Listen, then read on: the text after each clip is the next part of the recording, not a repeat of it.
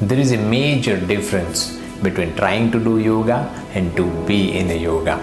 You might know that there are 8 limbs of Ashtanga Yoga: Yam, Niyam, Asana, Pranayam, Pratyahara, Dhyana, Dharana and Samadhi.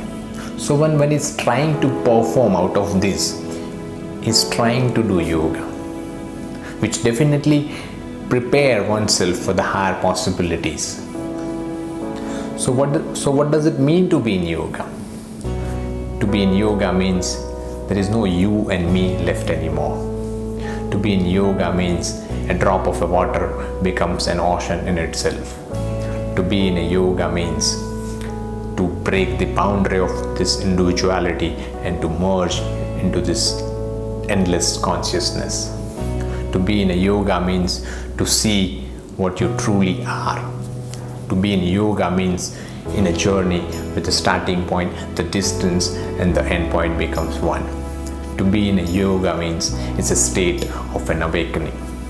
To be in a yoga means to see the reality as it is.